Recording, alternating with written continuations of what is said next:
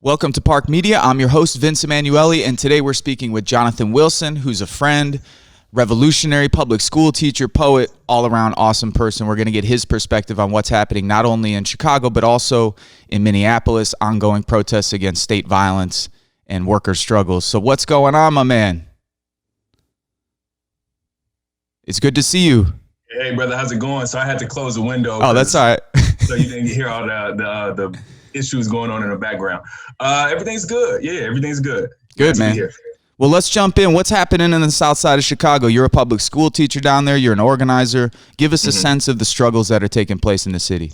Yeah, I think a lot. I think, one, when this COVID pandemic first jumped off, we were hearing, 70% of, Black folks in 70% of the COVID deaths in Chicago are Black folks, and, Black people make up 30% of the population, right? So I think, seeing those alarming disparities, and I think seeing like this COVID situation, or COVID, Corona capitalism, as some folks are calling it, right, really just exacerbate conditions, not exposing them. We already knew these conditions were there, but I think really exacerbating them. So I think, being a part of different issues and campaigns, one of the things that was really jumping off was to free do a mass release of Cook County Jail, getting, folks out of there because, COVID was like a ticking time bomb in there. And folks were saying that before it became one. Yep. And then it became one.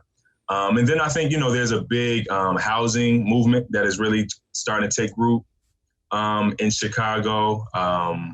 Some of it is legislative and some of it is grassroots. I think like conversations around tenant unions are really expanding and growing, and folks, even conversations and talks about rent strikes and things like that. And then, folks saying like, we just straight up won't allow evictions, right? Yep. These were all things I don't think I would have heard maybe 4 or 5 months ago, people ready to take those positions. And then, I think also just the over-policing of Black and brown communities, which, when we started hearing the stay-at-home order, I knew what that was going to mean, right? That was going to mean that Black and Latin communities were going to really be heavily policed. And I mean, I think you've seen it, in communities like Inglewood, in communities like where I live at Washington Park, where the police kind of ride around 10 cars deep, like in procession, just riding through the neighborhoods. So I mean, it definitely gives a feeling of occupation. So I think, you have those things, but you have the resistance, right? You have, like I said, folks organizing on the ground, responding through mutual aid efforts, responding through demonstrations. Chicago was one of the first places. I had friends in New York who are activists, and Chicago was one of the first places where like protests, like almost as soon as this stuff happened, like people were trying to organize caravans and, all these different ways to show resistance to things. So, I think, just seeing those things and then seeing, different movements in Little Village around, the situation that happened with Hillco, where the mayor kind of gave this company the green light to demolish this building, which sent a lot of toxins and pollutions in the air. And, folks responded. They held a demonstration at her house. And then, the mayor is also, in the city is also trying to push this Obama Center CBA, just Obama Center thing, which would displace thousands of Black folks on the south side in Washington Park, Woodlawn, and South Shore. And, folks are starting to organize and gear up to fight that too. So that's kind of like an on the ground thing. Yeah. Tell us a little bit more about the Obama Center, because I don't think there's a lot of people outside of the Chicago area who might know what that means.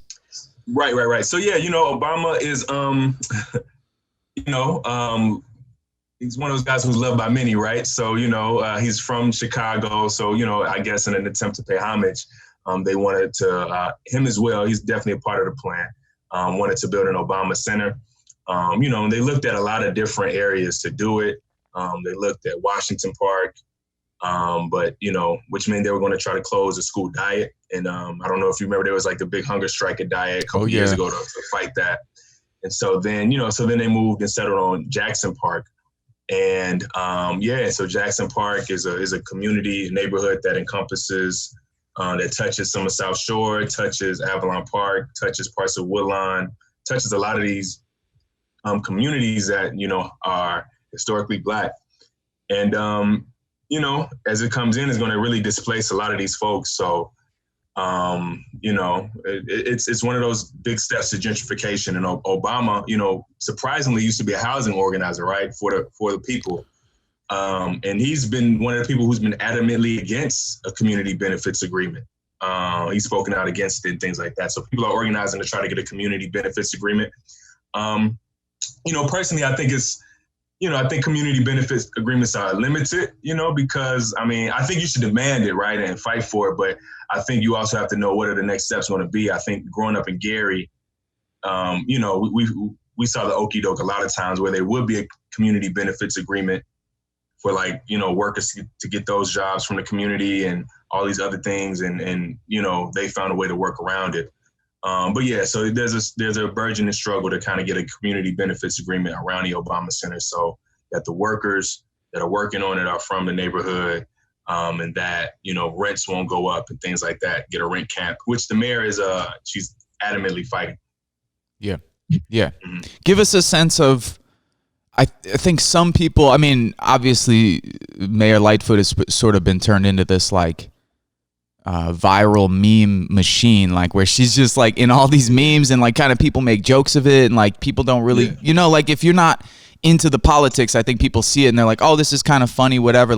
Give us a sense when Rahm Emanuel left, we know, mm-hmm. closing over 50 public schools, closing mental health facilities, coddling and protecting the police from murdering people, on and on and on. I think some people thought, hey, maybe this will be a welcome change. What's your sense of the change between Rahm Emanuel's administration and Lori Lightfoot's administration?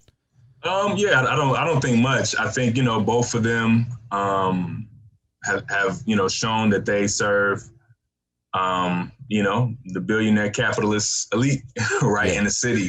So, a lot of the things that Rahm got going, I think she kind of continued, whether it have been some of these projects so there was also a big issue and struggle around TIFs in Chicago, where those funds were going. So Rahm kind of got the ball going that those TIF dollars and things would go to these multi-billion-dollar companies, that are already billionaires, right? Go to these companies to build new developments.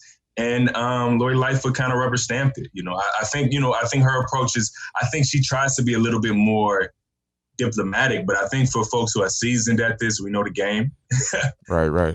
And so then I think during the CTU strike, I think she really exposed herself for what she really was. Not a fan of working class people, not a friend of Black and brown students. In fact, that's the total opposite right there, their enemy. We had to fight her to get to get class sizes reduced, logically, you would want to, these are logical things you would want students to have, reduced class sizes, right? Culturally relevant learning, right?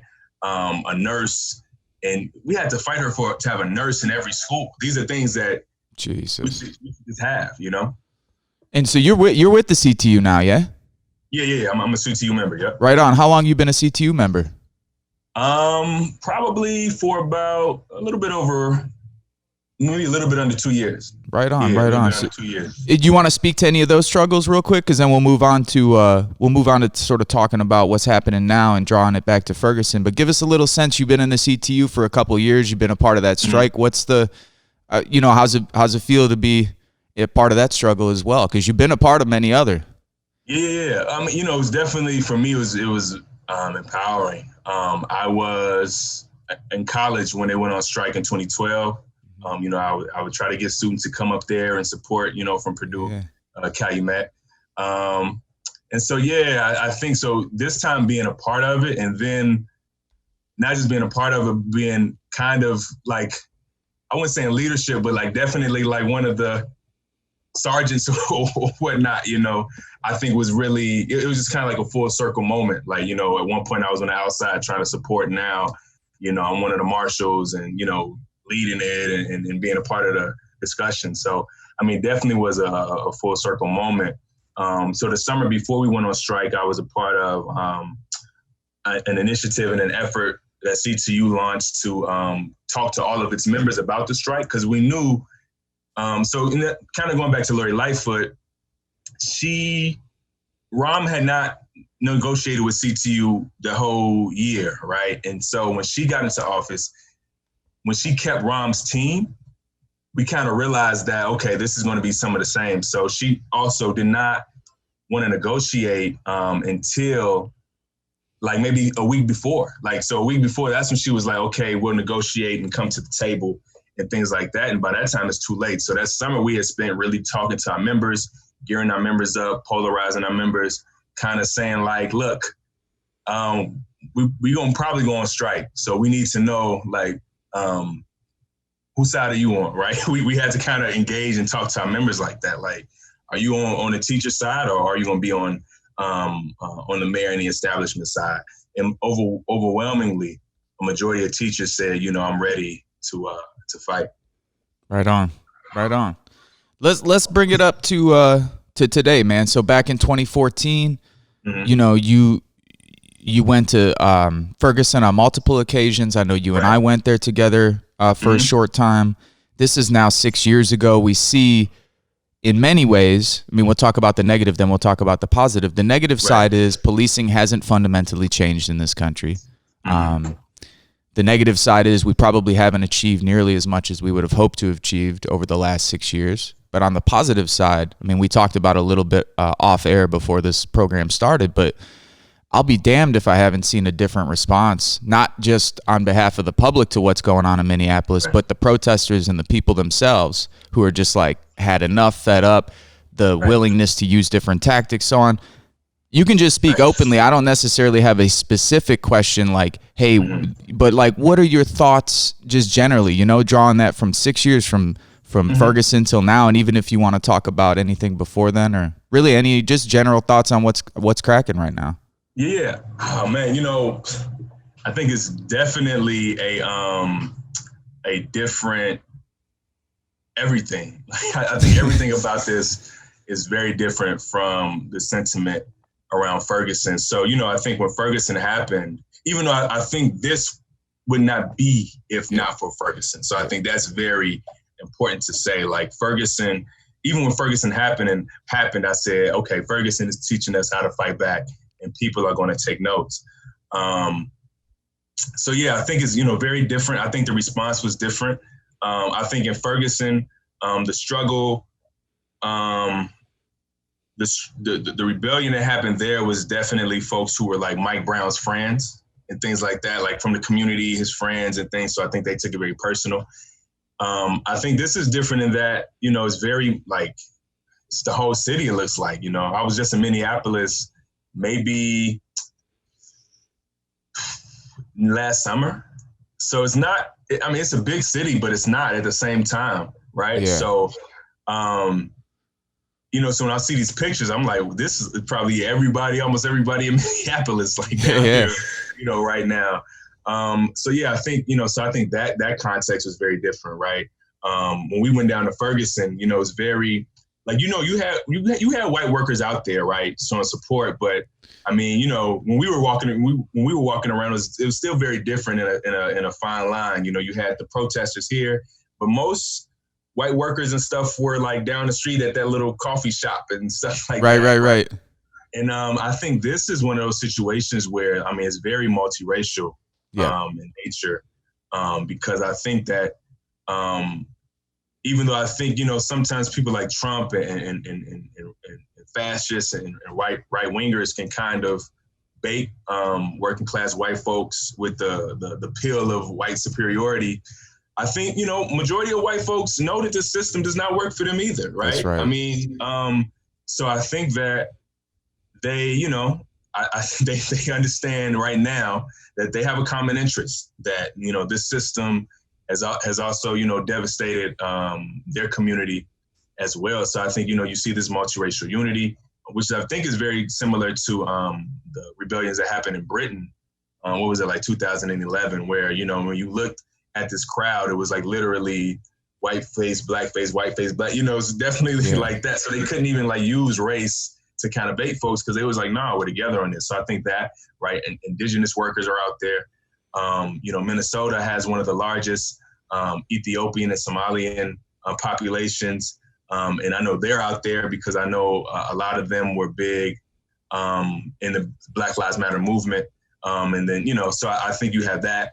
I think, a lot of Latinx workers are also involved in the rebellion. So, yeah, I think that I think the multiracial unity and the mass impact of it is definitely different.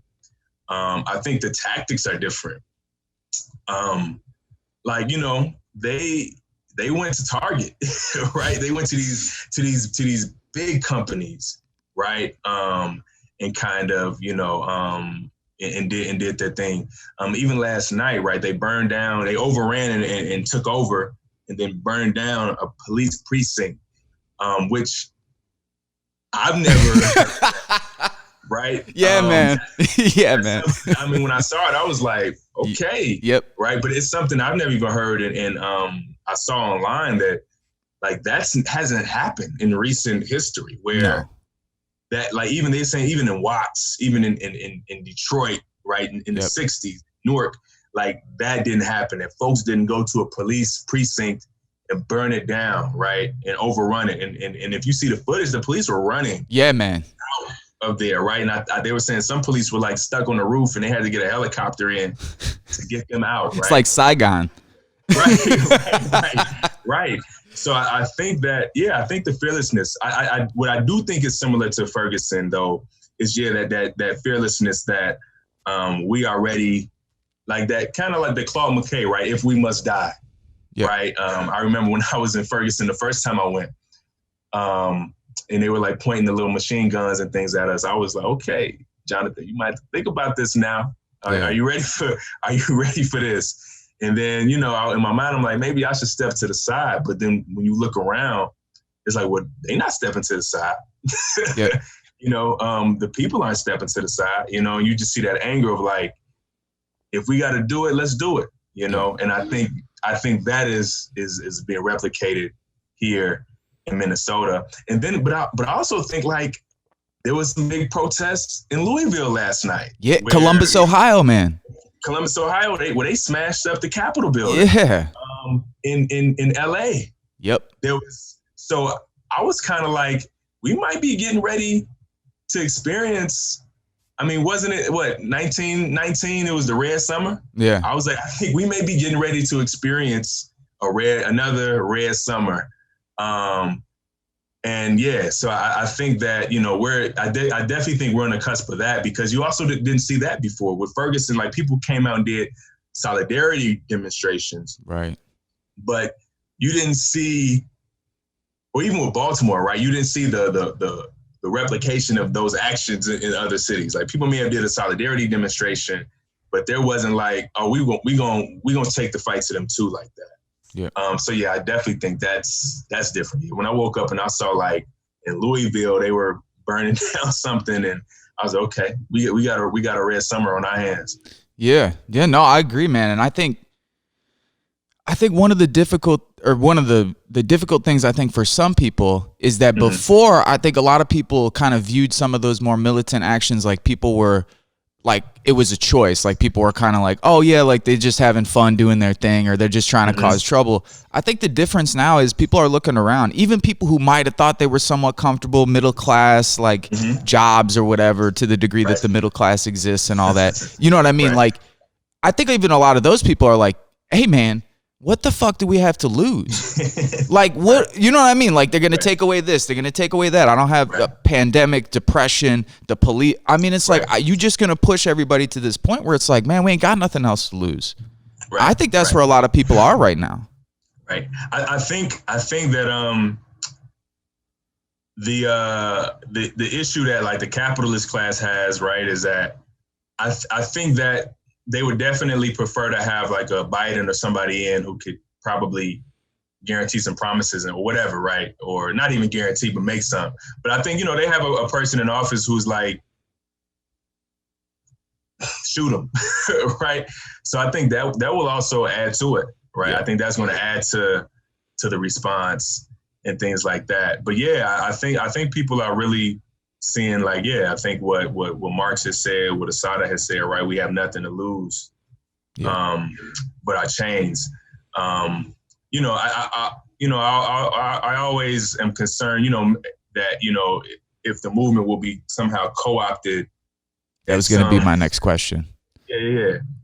I mean, I definitely think that's always a possibility, right? I think there's a great book, I think by the author Robert Allen, called Capitalist Awakening, Black Awakening in Capitalist America, where he kind of talks about, you know, how after Newark Rebellion, you know, they co-opted it, and I mean, some of the people who I've been taught were heroes were part of the co-opting, right? Like part of the co-opting of right. that movement, you know, and so, you know, in which they kind of like channel people off the streets into organizing and things like that into like more mainstream politics. And I think, you know, Amir Baraka, you know, he had a lot of the Marxist language and stuff, but he was using Marxist language to channel people off the streets and into, you know, and into foundations and things like that. So, yeah, I mean, I definitely think that's always a potential for that to happen. I think it will happen, unfortunately. I think that's the nature of these things, is that, you know, if you don't, I think sometimes a lot of folks who say they're radical probably aren't, you know, and but they can use some of that radical language to kind of co-opt things. And I think some of the folks who are fighters will be either, you know, just going with their life, or which happens, right? Or, you know, like you'll see what happened in Ferguson, where there was a targeted effort to, one, assassinate some of the leaders, right? You know, they say, you know, folks were mysteriously popping up in cars missing and dead. But, you know, I mean, I don't think it, you know, those of us who are activists and radical and study the tactics of what the state will do to activists, we know what that looks like and what that is. But then also, I mean, I think there was a voice, and I think we met him when we went down there, Lost Voices, who was very radical and didn't want to be bought off and things like that. And they got a whole bunch of money to like run this community center. And then the folks who gave them the money said, okay, now you have to do things like this. And they said, no, we don't want to. And so that foundation just essentially made them give all the money back. And then, you know, Lost Voices kind of disbanded after that. So I think there would definitely be these different efforts to co-opt the movement, and where it can be co-opted, just straight out crushed.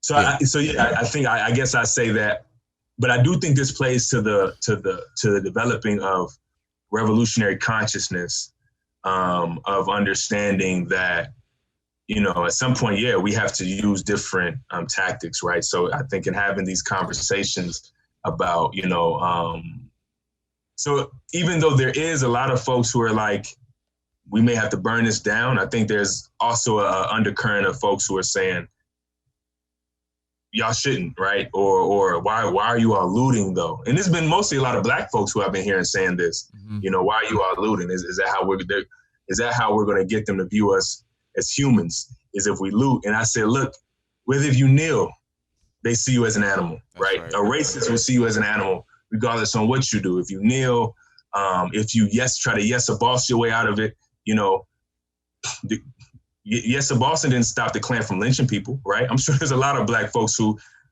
tried to make themselves less threatening and were still treated like animals and considered animals. So that's not an option anymore. So yeah, I think, and then also I think, you know, I had to kind of have a conversation with a person who said, you know, looting and rioting has never led to resolution. And I just went to Wikipedia and clicked rebellions in the U.S. and I put it in a comment. I said, well, look at this. Like, so let me know what you think. What do you, like, the Boston Tea Party was a riot and a rebellion. I'm sure the British didn't look at it as some noble cause. The British said, y'all are rioting and looting, right? Yeah. And it also led to some social change, right? It led to the U.S. independence, right? That's one of the things we highlight as a vital moment of leading to American independence. And I think when you look at the 60s, that every piece of legislation that happened didn't, I'm not trying to discredit the nonviolent movement or anything like that, but most of the legislation was followed by, came in response to the rebellions, right? There was rebellions in Watts in the early 60s. There was a rebellion in Birmingham, which isn't talked about, in 1963. After, Dr. King led the Children's March, a week after, there was a violent rebellion in Birmingham, which had a long history of like lefty organizing, right? It was a violent rebellion, and that's what led to the Voting Rights Act and stuff of 64. There was a rebellion in Newark and in Detroit in 67, which led to the Civil Rights and Fair Housing Acts of 1968, right? So these rebellions do lead to, they do create resolutions, right? Even Ferguson, right? Obama was trying to come up with different commissions and right. Right? He's a housing organizer. He used to organize in the projects in Chicago. So if anybody knows it, whether he was really on our side at that time or not, he saw it, right? So he knows the issues, but still, there was rebellions that caused him to try to open up commissions and things like that. So I think rebellions should get a lot more credit, than they do, because I think with rebellions happening, it made the ruling elite and ruling class of the U.S. say, okay, maybe we have to go with the Dr. King, the Dr. Kings, because if we don't, we have to deal with these other folks. Serge and I have been trying to use that sort of same approach even here locally, like where we've got some of the more progressive liberal groups. Some of these people are our friends, of course. But we keep telling them, like, let us say and do the craziest shit imaginable to make you all seem reasonable. like, you know what I mean? Like, we want them to go as far as we want to go, but it's like, it's the same with the community center. We've had the mayor come here. We've had city council come here. Hey, y'all should join a board. Hey, y'all should bring this in. Y'all should let us donate to this and this. And Sergio and I are like, fuck that. Like, we'll do whatever we can to keep this thing self-funded, because now we're able to do what we want to do. And even today, we're having really interesting conversations. Two things I'll say, and I'll get your thoughts on them. One, we're having this protest at the Michigan City Police Department on Sunday, and I can see already that a lot of the groups, and the reason I like talking to you about this is because you're not a thrill seeker. Like, you're not somebody who's out there just for the hell of just trying to get your adrenaline rush off or whatever. Like, you genuinely believe in these issues. You're committed to it. You've been since you were a young person. And I respect you for that. And I think it's hard for people to kind of, some of these folks who've gotten lulled to sleep by like electoral politics and nonprofit organizations and holding a panel discussion and signing petitions. And I mean, you get like, it's a problem because now you got a whole bunch of people who are actually decent people, who might have good values, but who have no concept of politics outside of that. That's a big problem. That's why for me, like seeing this right now, Serge and I were talking last night, we're like, this is the most educational, empowering moment that I've seen maybe in my entire time of activism. And I told Sergio, hey, we had 400,000 or 500,000 people in the streets during the anti-war protests. Ain't a damn thing changed. If we would have had half of those people, let's say 50,000, get rid of 400,000 of them, and just those 50,000 people caused the kind of trouble we're causing today, maybe we could have stopped them wars. Right. I mean, that's the kind of stuff that I'm thinking about now. I'm not thinking, man, how do we channel our energy into this or that? The only two things that I see right now as having any chance for success is workplace organizing. So basically worker organizing, workplace organizing, and then street rebellions, massive mobilizations or smaller skirmishes, more militant actions, whatever. But this like staging of getting arrested, doing the whole thing for the news cameras, like that shit, man, I just think that shit's over with. Yeah, I've never been into that. Like, I've always, well, first of all, I think being Black, I can't play getting arrested. Right. Employment for me may not be there after that. But also, I think like, for me, it's like if I'm gonna get arrested, it's not gonna be because I got permission. That's right. It's gonna be because it happened. So that's kind of always been my positioning of it. So yeah, I've never, like when I've been a part of organizations who were like, who wants to volunteer to get arrested? I don't do that, you know. No. Now, I mean, it's not to say that if the time comes, like I won't make the decision to do it. Like, you know, like during the CTU strike, there was we tried to take Lakeshore Drive. Yeah. Which is without permission of the cops. We didn't get a chance to do it. There was some tactical errors or whatnot. But, I didn't, there were some folks who volunteered to get arrested. I did not get arrested, but I can guarantee you if the police got to getting too physical, I was going to get the, what do they call it? Lynching, when you try to pull people out and stuff like that. That's so right. in that sense, I may have risk arrest, right? And trying to secure people and protect people. But, I wasn't going to just willingly go and sit in the middle of the street or anything like that. And that's not a shot at the people who do it, but that's just not my forte. I think I forget what was your other question. Shit, I forgot because I was engrossed in what you were saying. I was thinking, no. I was just thinking about like safety, people kind of being lulled to sleep by this sense of like, we talked with our friend Jessica Garraway from Black Lives Matter Minneapolis last night, and she was like, the way we put it to people is there's no such thing as a safe protest.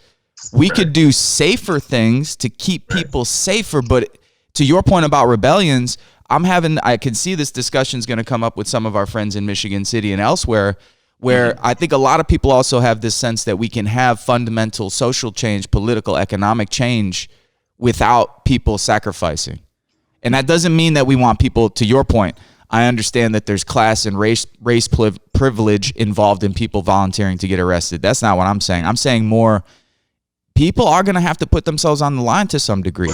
Like, we're not going to get what we want. And I'm also not prescribing martyrdom. I've never been the type of person who's like, hey, Jonathan, you go out there and, get yourself killed or arrested just to be the martyr. No, man, it needs to be strategic. It needs to help poor working class people build power and all of that.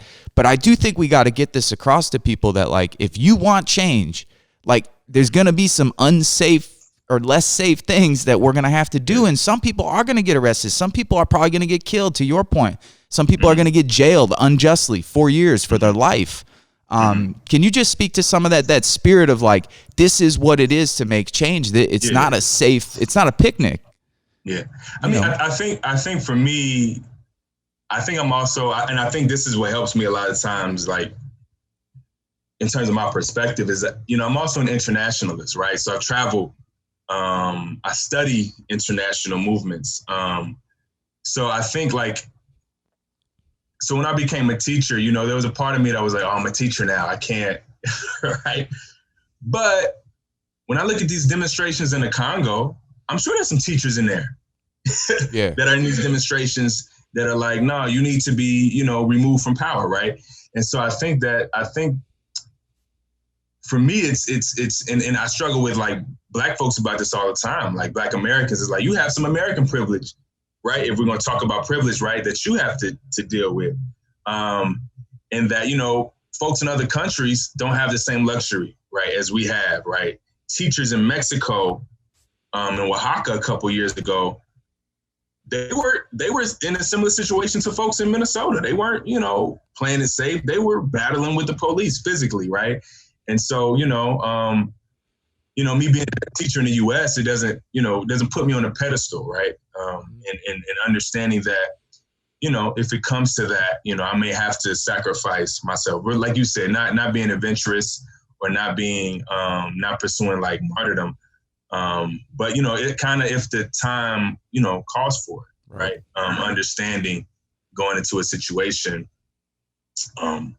what it means. Like, I remember we were having a demonstration in Indiana, in Maryville, maybe 3 or 4 years ago now. And it was all young folks, all high school students. They wanted to do it. And so we supported them. And they wanted to take the street, like in Broadway, like in Maryville, where, and not like in the 60s of Maryville, but like the 70s, 80s, where not too many Black people.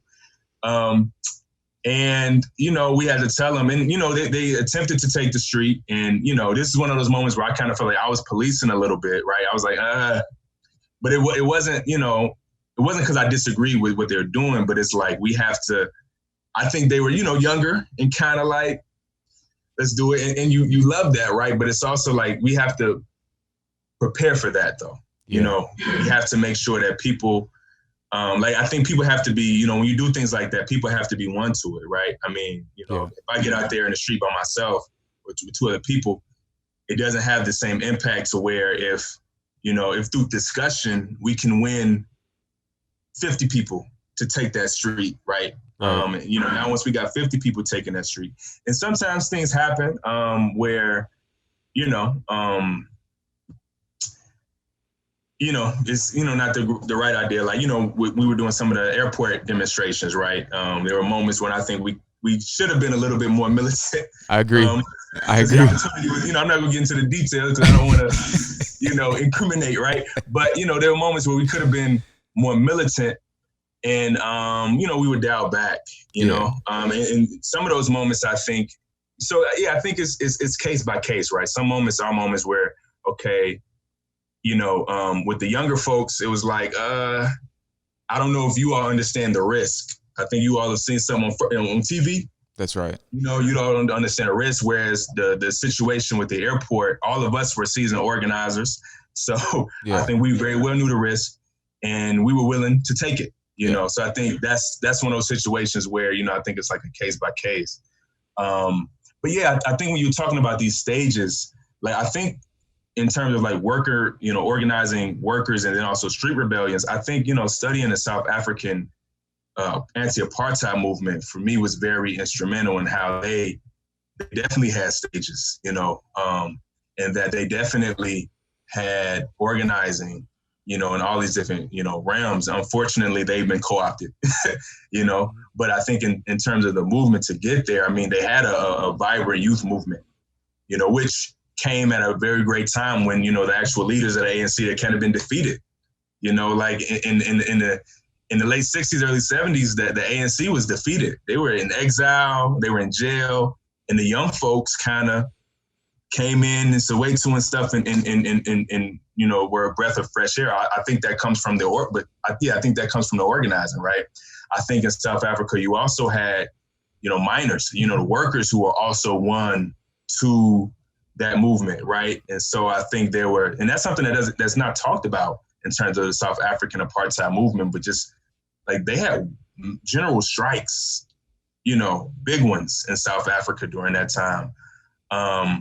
So yeah, I think definitely there has to be like a multi-pronged approach to organizing. I think also another thing was like there was one of the videos I was watching, there was a guy who was recording and getting into it with the police, and he was still like enlisted military person. Like he was saying, I'm still in the military and forget y'all, you know, saying an F y'all. So I also think like, you know, I think it also, you know, is a testament to like that organizing has to happen too, you know, of, you know, organizing folks who are in the military and were in the military and things like that.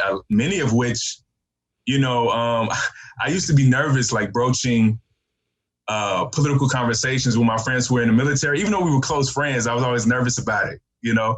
And a lot of them was like, we don't care about that. Yeah, man. Yeah. Like, you know, let me put my phone in the other room real quick. Yeah.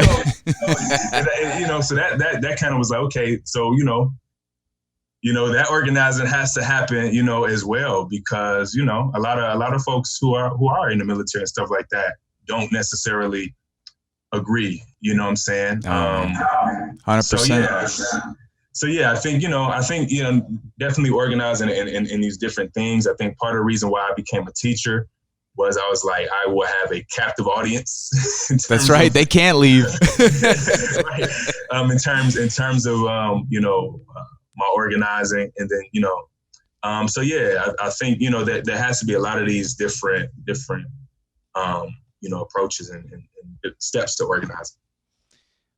You got any last thoughts, man? Any parting shout outs, any advice for people? You know, you got a lot of people out there too, who will probably watch or listen to this, who are maybe just getting involved, people who are just getting interested in this. Just, you know, what would be your sort of final words for people in this context right now?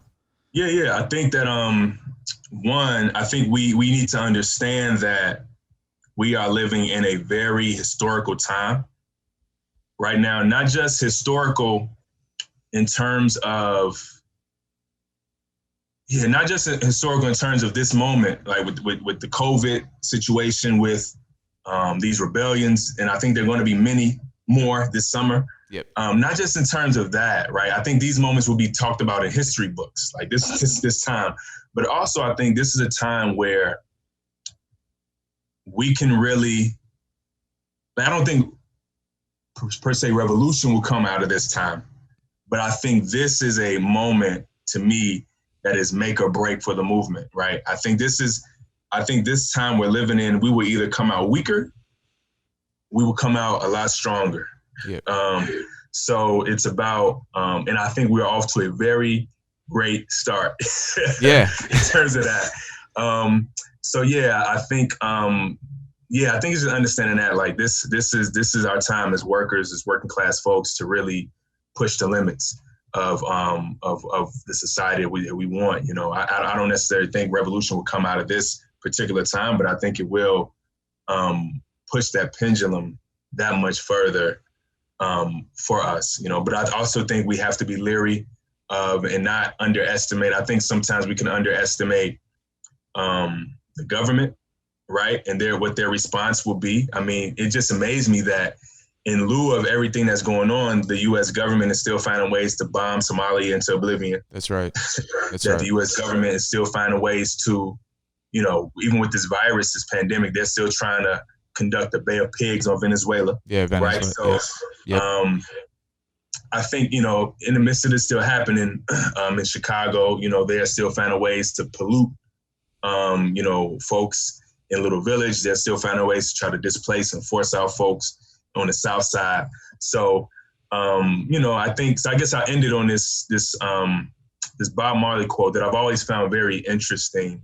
It was like after he got shot a couple of times. And I think like later that day or the next day, he had a concert and he still went to the concert bandaged up. And so, you know, an interviewer was like, well, why are you doing this? Like, what's the purpose, right? You know, you're hurt, you've just been shot. He just said, you know, the forces of darkness, like, never take a day off. So neither can I, right?